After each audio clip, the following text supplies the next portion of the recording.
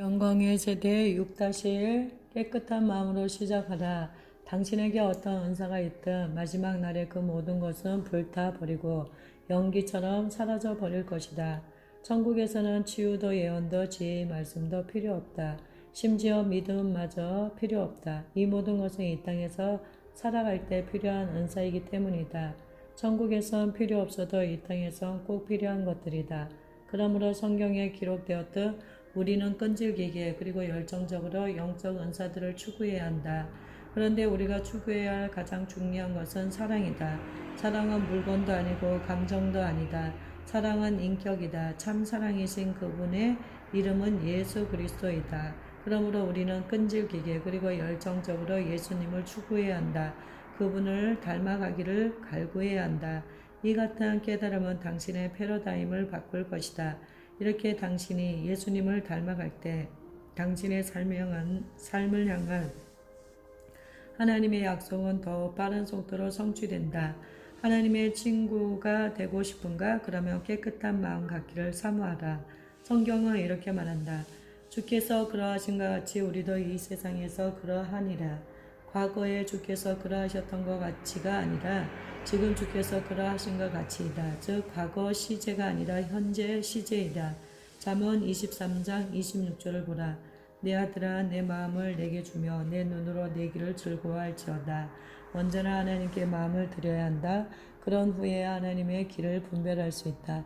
사역을 시작하면서 나는 이렇게 기도하곤 했다.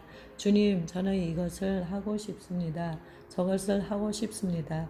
아픈 사람이 낫는 것을 보기 원합니다. 잃어버린 영혼들이 구원받는 것을 보고 싶습니다. 감사하게도 하나님께서는 내 기도를 어느 정도 들어주셨다. 그러나 결코 이러한 기도 패턴에 머물러서는 안 된다. 그리스도인으로서 살아가다 보면 반드시 이렇게 기도해야 할 때가 온다. 하나님, 그거 아세요? 제가 원하는 일을 하는데 지쳤습니다. 이제는 예수님의 뜻대로 살고 싶습니다. 하나님께서는 지금 어떤 일을 하고 계세요? 당신에게 제안한다. 주여, 오늘 제가 하는 일에 복 내려주시고 저를 편안한 길로 인도해 주세요. 라고 기도하는 대신 이렇게 시작해보면 어떻겠는가? 아버지께서는 오늘 어떤 일을 하실 계획이시죠? 저도 그 일에 키워주세요. 하나님께서 일하시는 그곳에 저도 있기 원합니다. 순종하고 싶은가? 순종은 내 뜻을 내려놓고 하나님의 뜻을 받아들이는 것이다. 그날 성령께서 하시는 말씀대로 따르는 것이다. 순종하고 싶다면 주님께 이렇게 여쭈라. 하나님, 제가 무엇을 해야 할지 알려주세요. 오늘 주님과 저는 어떤 일을 하게 될까요? 영적 인지 능력은 깨끗한 마음에 깃든다. 그래서 우리는 하나님의 친구가 되기 위해 무엇보다 먼저 깨끗한 마음을 갈구해야 한다. 그렇다면 마음은 무엇인가? 마음은 우리의 영과 혼에 연결되어 있는 무언가이다.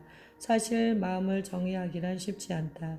어떤 경우 우리는 마음을 생각으로 정의한다. 또한 의지나 감정으로 정의할 때도 있다. 당신이 보고 듣는 모든 것은 당신의 생각 속 하드 드라이브에 저장되고 그렇게 저장된 것들은 당신의 존재를 형성하기 시작한다. 그렇다면 우리가 옳고 그른 것 생각해야 할 것과 생각해서는 안 될 것, 할 말과 하지 말아야 할 말은 구별하지 않을 경우 과연 우리에게는 어떤 일이 일어나겠는가? 이 모든 무질서함이 우리의 생각 속에 혼재할 때 과연 우리는 어떤 존재가 되겠는가? 앞에서 말했듯 위기는 우리의 인격을 형성하지 못한다. 다만 우리의 인격이 어떠한지 드러내줄 뿐이다. 인격은 우리가 하나님 말씀대로 행하고 그 부르심에 집중하며 살아갈 때 형성된다. 그러다가 위기가 닥치면 우리 내면에 저장된 것들이 밖으로 나오게 된다. 당신이 본 모든 것은 마음속 하드 드라이브에 저장된다. 이러한 이유로 하나님의 백성은 자신의 눈과 귀와 생각을 깨끗하게 씻어야 한다. 자신의 삶에 무엇을 들여놓을지 주의하라. 하나님 말씀의 원리를 적용하여 사고 구조를 새롭게 조직해 간다면 당신은 얼마 안 되어 영의 세계를 감지하게 될 것이다. 기억하라. 생각을 씻는 일 없이는 영적 진보도 없다. 생각을 씻지 않는 사람은 영적으로 둔감하다. 그들은 웬만한 일을 우연으로 취부해버리며 무감각하게 살아갈 뿐이다. 내가 여호와를 항상 내 앞에 모시며 이것을 받고 말하며 하나님을 항상 당신의 생각 전면에 모셔두어야 한다는 뜻이다. 즉 당신의 생각과 마음이 하나님으로 가득 채워져야 한다. 당신은 항상 하나님께 집중해야 한다. 우리가 다 수건을 벗은 얼굴로 거울을 보는 것 같이 주의 영광을 보며 그와 같은 형상으로 변하여 영광에서 영광에 이르니 곧 주의 영으로 말미암음이니라. 고린도후서 3장 18절. 이 말씀을 만일 또는 어쩌면은 불확실성을 전제한 약속이 아니다. 이것은 담담한 진술이다. 사실을 있는 그대로 설명한 말씀이다. 하나님께 집중하는 동안 당신은 변화된다. 마음으로 또 생각으로 하나님의 모습을 올바르게 상상할 때 당신은 그리스도의 형상으로 변화된다. 이러한 변화를 가리켜 영광에서 영광에 이른다고 말한다.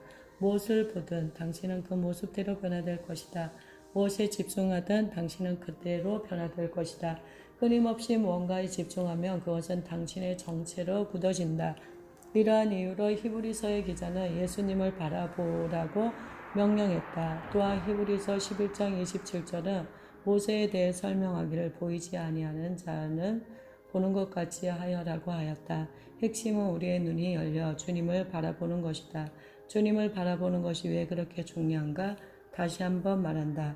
당신이 무엇에 집중하든 당신은 그것에 연결되고 당신의 삶에 연결된 그것은 활성화될 것이다. 이것은 내가 아주 오랜 기간 습득한 내용이다. 마침내 깨달음을 얻기까지 나는 이 가르침을 다양한 경로로 배워야 했다. 거룩한 명상. 명상은 사탄의 일이야. 명상은 동방 종교의 신비사술이야. 명상은 뉴에이지야. 이것은 기독교를 반대하는 사람들의 말이 아니라 선한 뜻을 지니는 크리스천들이 흔히들 하는 말이다. 더러 내게 이같이 경고하는 사람도 있었다. 상상은 하나님의 방법이 아닙니다. 그런데 이 모든 발언은 명상에 대한 성경의 설명을 제대로 살피지 않은 결과이다. 쉽게 말해 잘 몰라서 그렇게 말하는 것이다. 성경적인 명상이라는 표현을 들어본 적 있는가? 사실 하나님은 여호수아에게 밤낮으로 율법을 명상하라고 명령하셨다. 명상 또는 묵상이라는 말의 문자적 의미는 소곤소곤 중을 버리다, 읊조리다, 곱씹다 등이다. 일례로 내가 고린도후서 3장 18절을 묵상한다고 해보자. 우리가 다 수건을 벗은 얼굴로 거울을 보는 것 같이 주의 영광을 보며 그와 같은 형상으로 변하여 영광에서 영광에 이르니 곧 주의 영으로 말미암음이니라. 그렇다면 나는 이 말씀을 중얼거리고 반복해서 읊조리고 계속해서 생각하며 곱씹어야 한다. 언제까지 그래야 하는가? 이 말씀이 내게 실상으로 자리 잡을 때까지이다. 이것이 묵상의 참 의미이다. 말씀을 묵상하는 동안 나는 상상력을 발휘해 그림을 그린다. 당신도 말씀을 읽으며 그림을 그리지 않는가? 아니라고 생각하는가? 말씀을 묵상하면서 머릿속에 그림을 그리지 않을 수가 있는가? 거울 앞에 설 때마다 나는 거기에 어떤 이미지가 나타나는 것을 본다. 먼저는 거울에 비친 내 모습이 보인다. 하지만 그와 동시에 나는 하나님의 영광을 본다. 그렇게 나는 거울 앞에 설 때마다 거기에 비친 내 모습뿐 아니라 주님의 형상도 본다. 즉 내 안에 계신 주님을 바라보는 것이다. 말씀을 읊조리고 곱씹고 종얼거릴 때마다 나는 내 마음판에 하나님의 형상을 그린다. 그러면 반드시 어떤 일이 일어난다. 내가 변화되기 시작하는 것이다. 우리가 흙에 속한 자의 형상을 입은 것 같이 또한 하늘에 속한 이의 형상을 입으리라. 이제 이 말씀은 다른 시각으로 살펴보자. 당신이 죽어서 천국에 간 후에 이런 일이 일어나리라 생각하는가? 아니다. 이 땅에서도 당신의 형상은 변할 수 있다. 지금 우리가 땅에 속한 형상을 갖고 살듯 우리는 하늘에 속한 이의 형상도 갖고 살 수 있다. 하늘에 속한 이의 형상이 내 안에 채워질 때 내 안에 주님이 전부이고 나는 없다. 나는 예수님처럼 되기를 원한다. 어쩌면 이것은 단순히 원하는 수준이 아니라 집요한 갈망이다. 예수님처럼 되는 것이 나의 열정, 나의 목적, 나의 부르심, 나의 우선순위이다. 다른 모든 것은 그저 그 다음일 뿐이다.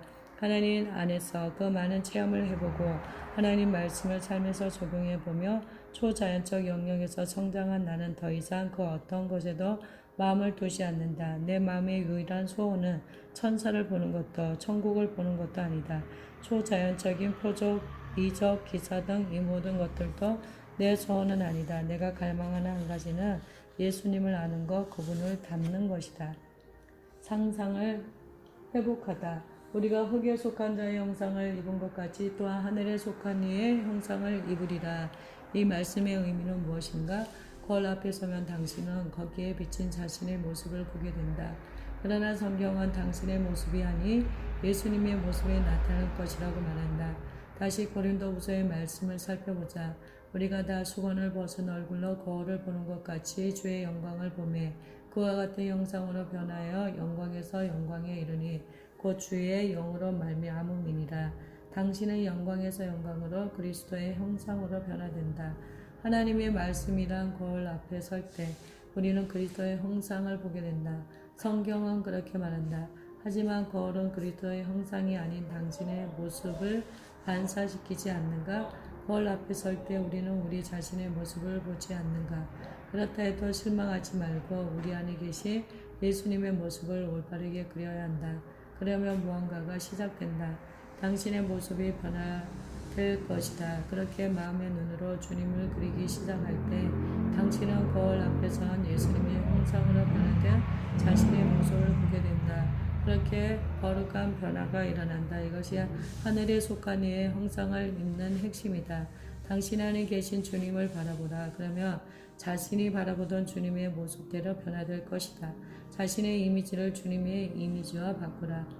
이쯤 되면 사람들은 이렇게 질문할 것이다. 그럼 내가 예수님이란 뜻입니까?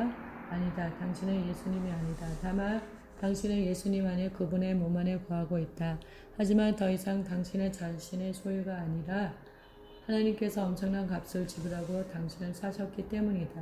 지금 당신의 생명은 그리스도 안에 감춰져 있다. 그러므로 그리스도 안에 있는 자신의 모습을 보라. 또 당신 안에 계신 그리스도를 보라. 이것에 대해 너무 민감하게 생각하지 말고 비난하거나 조롱하지도 말라. 나는 우리가 예수라고 말하는 것이 아니다. 우리는 그리스도의 몸의 일부일 뿐이다. 무엇에 집중하든 당신은 집중한 그 모습 그대로 변화된다. 당신이 집중한 그것이 당신에게 임파테이션 되는 것이다. 여기서 우리는 거룩하지 않은 상상력의 문제를 짚어봐야 한다. 거룩하지 않은 상상을 통해 무언가에 집중할 경우 우리는 어떻게 변화될 것인가? 답은 로마서에 나와 있다. 하나님을 알되 하나님을 영화롭게도 아니하며 감사하지도 아니하고 오히려 그 생각이 허망하여지며 미련한 마음이 어두워졌느니 상상력을 제어하지 않은 결과 우리의 생각은 허망해지고 우리의 마음은 어두워진다. 종종 저는 주님을 열심히 섬깁니다. 제가 하는 일은 하나님의 말씀에 이배되지 않습니다. 라고 말하는 이들이 있다. 그런데 과연 그럴까? 당신이 아무리 열심히 주님을 섬기고 아무리 옳은 일을 하더라도 상관없다. 상상력을 제어하여 거룩하게 유지하지 않으면 당신의 신앙 여정은 정체될 것이다. 하나님께서 당신을 위해 예비하신 모든 것을 거머쥐지 못한 채 삶을 마무리할지도 모른다. 우리는 하나님의 조언을 들어야 한다. 나는 상상력을 거룩하게 씻어야 한다는 당위성을 온전히 깨달았다. 그래서 지금 내 삶의 일부분을 독자들에게 나눠주는 것이다. 이 하나님께서는 당신에게 필요한 것을 더하여 주실 것이다. 그러니 지금 바로 시작하라. 상상력을 씻으라. 즉 예수님은 어디에 계시는가? 주님은 당신의 마음속에 계시다. 예수님이 당신 안에 계시다는 사실이 외적 증거로 나타나길 원하는가? 그렇다면 자신 안에 계신 예수님을 바라봐야 한다. 당신이 집중한 것에 삶이 연결되고 또 그것이 당신의 삶 속에 활성화되도록 자연계와 초자연계 사이에 다리를 놓으라. 그렇다. 예수님은 우리의 마음 안에 계신다. 주님은 여기 이 방 안에 계신다. 사실 예수님은 어디에든 계실 수 있다. 다만 내가 눈을 떠서 내 안에 계신 주님을 볼 수 있는가가 관건이다. 나는 보기 원한다. 어떻게 해야 나는 여기를 떠나 내가 서 있어야 할 그곳으로 이동할 수 있을까? 어떻게 해야 지금의 모습을 벗고 하나님이 원하시는 모습으로 변화될 수 있을까? 그 시작은 상상력을 거룩하게 씻는 것이다. 걱정하지 말라. 그리 오래 걸리지는 않을 테니 말이다. 당신이 이 여정을 시작하여 한 발자국 내디딘다면 주님께서는 두 발자국 내디디실 것이다. 당신이 두 발자국 내디디며 주님께서는 네 발자국 내디디실 것이다. 하나님의 열정을 맛보기 전 우리는 열정의 참된 의미를 이해할 수 없다. 하나님의 열정을 알면 당신은 맥없이 그 자리에 주저앉게 될 것이다. 하나님의 열정은 당신을 향한 사랑이기 때문이다. 그 사랑을 깨닫는 순간 당신은 오열할 것이다. 우리는 믿음으로 이 여정을 이어가야 한다. 거룩한 상상력으로 주님 앞에 나아가 시간을 보내라. 그분의 영광을 바라보며 예배하는 일에 집중하라. 그러면 당신의 마음 안에 극적인 변화가 시작될 것이다. 당신은 예수님의 형상으로 변화될 것이다. 예수님의 성품이 당신의 삶에 깃들 것이다. 우리의 마음의 소원대로 당신은 예수님을 닮아갈 것이다. 그리스도의 권세를 행하다. 그리스도를 닮은 성격과 인격의 충성심은 지금껏 말한 이야기의 핵심이다. 성도들이 그리스도를 닮아가며 이를 위해 정진할 때 세상은 더 이상 교회를 욕하지 않을 것이다. 교회는 필요 없다는 식의 말은 사라지고 없을 것이다. 그 대신 하나님이 너희 안에 계시다니 정말이군 하며 감탄할 것이다. 에녹이 지닌 비밀이 바로 이것이었다. 그가 하늘로 들려 올라간 것은 장막이 벗겨졌기 때문이다. 어떤 장막을 말하는가? 육신, 거짓, 가르침, 종교적 열심과 이성, 하나님 말씀에 입에 대는 모든 것의 장막 말이다. 물론 불신의 장막은 가장 먼저 벗겨질 대상이다. 한 가지 예를 들어보겠다. 우리는 다음의 말씀을 인용하길 좋아한다. 내게 능력 주시는 자 안에서 내가 모든 것을 할 수 있느니라. 빌립보서 4장 13절. 그런데 어느 날 주님께서 당신을 찾아와 이렇게 명령하신다고 해보자. 너는 애국으로 가서 복음을 전하라. 정말 이런 일이 일어난다면 대부분의 사람들은 재정부터 염려할 것이다.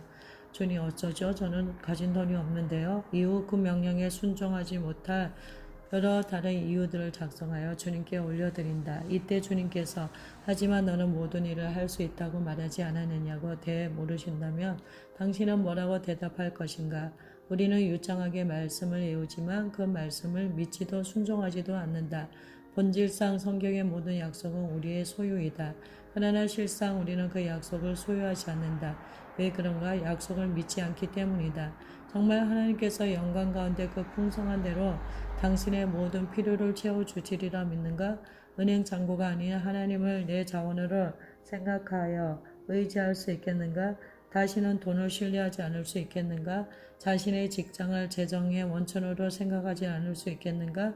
자신에게 돈이 필요하다는 사실을 사람들에게 넌지시 알리는 일을 멈출 수 있겠는가? 타인의 마음을 충동하여 지갑을 열게 만드는 일을 멈출 수 있겠는가? 오직 하나님만 신뢰할 수 있는가? 그러면 움키는 대신 사람들에게 손을 펴 내어줄 것이다. 후히 내어주면서도 기뻐할 수 있다. 다음 달 집세 공과금 자동차 할부금을 염려하지 않는다. 왜냐하면 내 하나님이 모든 필요를 채워주시리니까.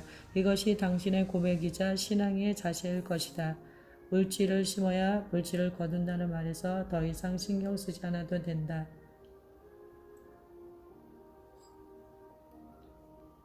더 많은 돈을 얻기 위해 더 많은 헌금을 드리는 식으로 하나님을 만홀히 여기지 말라. 하나님은 돈 놓고 돈 먹기의 대상이 아니시다.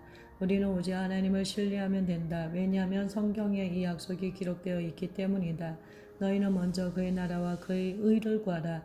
그리하면 이 모든 것을 너에게 더하시리라. 이것은 반드시 이루어질 약속이다. 당신 하나님의 약속을 제한할 수 없다.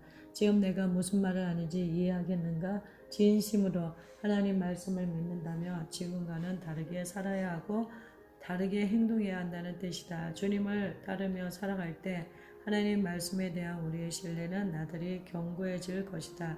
먼저는 불신의 장막이 벗겨지고 점점 더 많은 장막이 연이어 벗겨질 것이다. 많은 장막들이 벗겨질수록 우리에게 드러날 그리스도의 형상은 더욱 선명해진다. 그리스도의 형상이 선명해질수록 우리 안의 영광은 그 빛은 더더욱 강렬해진다. 이것이 영광의 소망이다. 7번째 날, 5년 전의 일이다. 당신 하나님을 예배하고 하나님과 독대하는 시간을 가졌다. 그러던 중 갑자기 우주로 들려 올라가 별들 사이에 서게 되었다. 별들은 저마다 하나님을 찬양했다. 그것들의 노래소리는 커다란 심포니가 되었다. 모든 것이 사람 목소리를 바라는 것 같았다. 나는 너무 놀란 나머지 어리둥절하며 주위를 둘러보았다. 그런데 이게 웬일인가? 그 어디에도 주부가 보이지 않았다. 주님, 이 환상의 의미는 무엇입니까? 주님께서는 어떤 일을 하려 하십니까?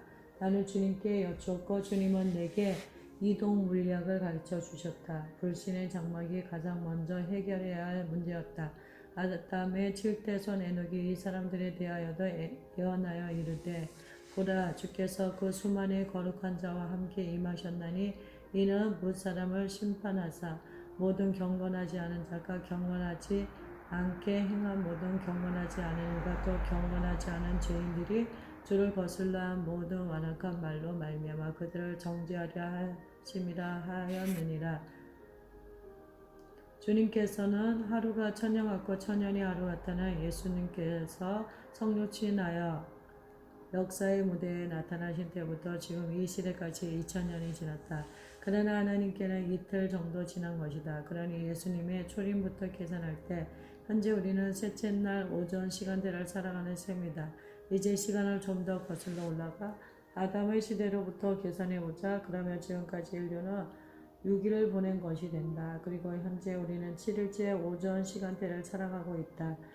유다서 14절을 보라. 에녹은 아담의 7대 손으로 소개되었다. 그렇다면 7일째 오전 시간대를 살고 있는 우리는 에녹의 세대라 이름 붙일만 하지 않은가?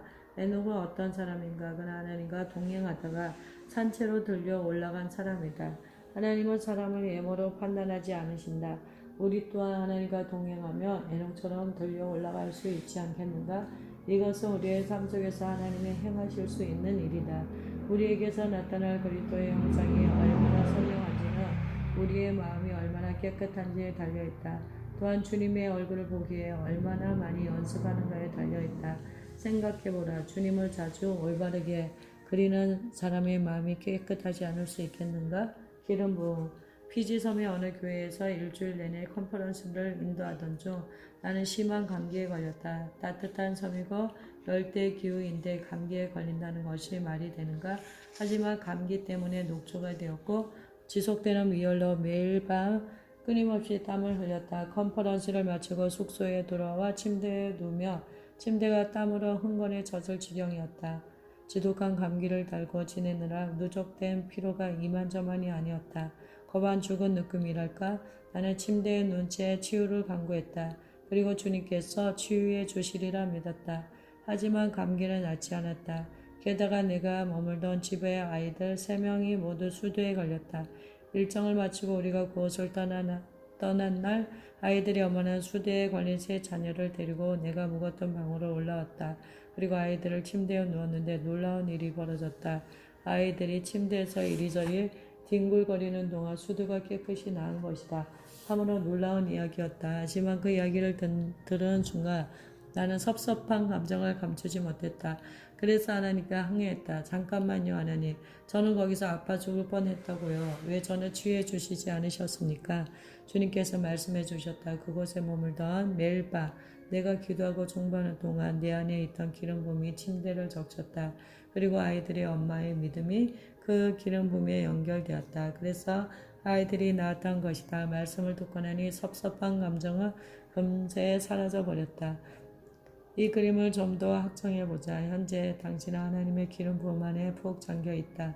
그래서 당신이 어디를 가든 당신 안에 있던 영광의 기름 부음이 흘러나와 이곳저곳을 적친다. 그리고 결국 당신 가까이 있는 사람들이 그 기름 부음의 영향을 받게 된다. 진정한 능력. 수년간 허리 통증으로 고생하던 친구가 있다.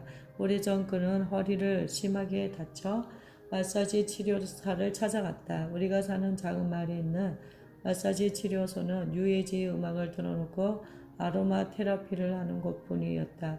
그는 일반 마사지 치료소인 줄 알고 들어왔는데 그곳의 음악이며 향내가 예사롭지 않았다고 했다. 마사지하는 곳에서 왜 이런 향이 나는 건가요? 궁금함을 이기지 못하고 그가 치료사에게 물었다. 아로마 테라피는 효과가 대단합니다. 치료사가 대답했다. 그가 또다시 물었다. 음악은 왜 이러죠? 그러자 이번에도 치료사는 음악에도 능력이 있어요 라고 대답했다. 내 친구가 그에게 말했다. 정말요? 그럼 진짜 능력이 어떤 건지 알고 싶으세요? 치료사가 대답했다. 예, 당연히 알고 싶죠. 정말 알고 싶어요? 그러며 치료사가 그의 등을 안마는 동안 내 친구가 말했다. 좋아요. 그럼 이제 시작해 볼까요? 내 친구는 부음을 품어냈고 그 순간 치료사는 벽으로 튕겨나갔다. 아니 방금 그게 도대체 뭐였지요? 진짜 능력이랍니다. 이 치료사는 어린 시절 교회에 다녔다. 하지만 그가 자란 교회에서는 이처럼 능력이 발현되는 일이 없었다. 그래서 그는 교회를 떠나 UAG 운동에 관여했다. 사실 그는 하나님의 능력을 맛보고 싶었다. 하나님께서 살아계시다는 사실을 체험하고 싶었지만 교회에서는 그러한 증거를 얻을 수가 없었다. 이에 그는 다른 곳을 기울거렸던 것이다. 모든 장막이 사라지면 그 자리에 명확함이 남는다. 그리고 천국은 점점 더 선명해진다. 마태복음 6장 21절을 보라. 내 보물이 있는 그곳에 내 마음도 있느니라. 이는 마음이 가득한 것을 입으로 말함이라. 당신의 보물이 있는 곳에 당신의 마음이 있고 당신의 마음 안에 있는 것은 입을 통해 나오게 되어 있다.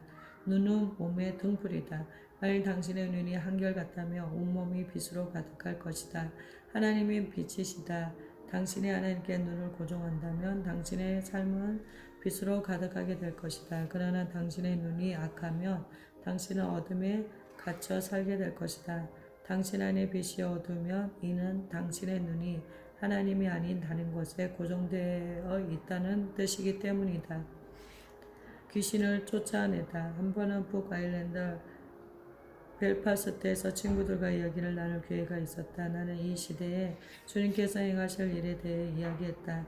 믿는 자들이 성령 충만해질 거야. 그래서 그들이 길을 걸을 때 귀신들이 알아보고 도망가고 귀신 들린 사람은 자유롭게 될 것이다. 저녁 식사 후 가볍게 산책하며 그들과 이런저런 이야기를 나누었다. 그들은 우리가 한 말을 듣고 고개를 끄덕였다. 그렇게 길을 걷고 있는데 갑자기 한 남자가 나를 스치고는 몇 미터 앞에 공중전화부스로 쑥 들어갔다. 그런데 갑자기 뒤를 돌아보더니 부스문을 알짱 열고 우리를 향해 뛰어와 소리를 지르는 거 아닌가? 돌아가, 집으로 돌아가라고. 그는 우리를 노려보며 쟁걸음으로 도망치기 시작했다. 우리 중 한 명이 놀라며 말했다. 아니 저 사람 도대체 뭐지? 내가 대답했다. 귀신 들렸네. 별일 아니니 걱정하지 말게. 벨파스트의 친구들은 나의 이러한 반응을 보며 고개를 갸우뚱거렸다. 나를 상처가 없는 사람으로 생각했는지 그들은 내게 불신과 의심 가득한 눈길을 보냈다. 나는 아내를 쳐다보았고 우리 부부는 미소를 지었다. 내가 곧 그들에게 설명할 내용에 대해 주님께서 그들을 깨우쳐 주시리라 확신했기 때문이다. 거기서 대략 30m쯤 더 갔을까? 2명의 여자아이가 길에 서서 이야기하는 모습이 보였다. 우리가 그들에게 가까이 다가서자 그들은 펄쩍 뛰며 비명을 지르기 시작했다. 그러더니 각각 다른 방향으로 도망치는 것 아닌가. 친구들이 놀라며 또다시 물었다. 아니 저 아이들은 뭐지? 나는 이때다 싶어 주님께서 하신 말씀을 그들에게 전해야겠다고 생각했다. 하나님의 말씀을 실제로 본 효과는 실로 대단했다. 그들의 표정에 그 영향력이 역력하게 나타났다. 그들은 내 설명에 고개를 끄덕였다.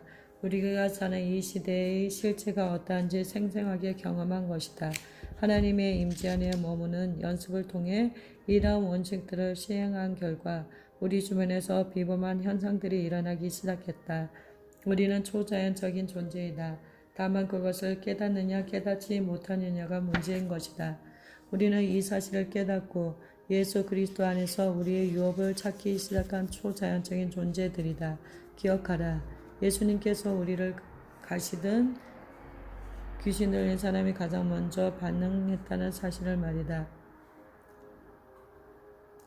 예수님께서 어디를 가시든 귀신 들린 사람이 가장 먼저 반응했다는 사실을 말이다.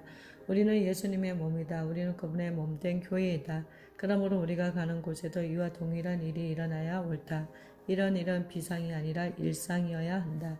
눈이 밝으면 몸 전체가 빛으로 가득할 것이다. 그렇다면 눈은 무엇인가? 눈은 사물을 보는 기관이다. 육안도 보는 기관이고 영안도 보는 기관이다. 당신이 무언가에 집중하면 두 눈 중 어떤 눈이 더 활성화되겠는가? 예수님께 집중하면 당신의 온몸은 빛으로 가득할 것이다. 그러므로 묵상하고 이미지를 그리고 주님을 따르며 예수님께 집중하라. 그렇게 연습하면 전에 없던 시각이 활성화될 것이다. 시각이 활성화될 것이다. 기억하라. 무엇에 집중하든 당신의 삶은 그것에 연결되고 일단 연결되면 그것은 자동적으로 활성화된다.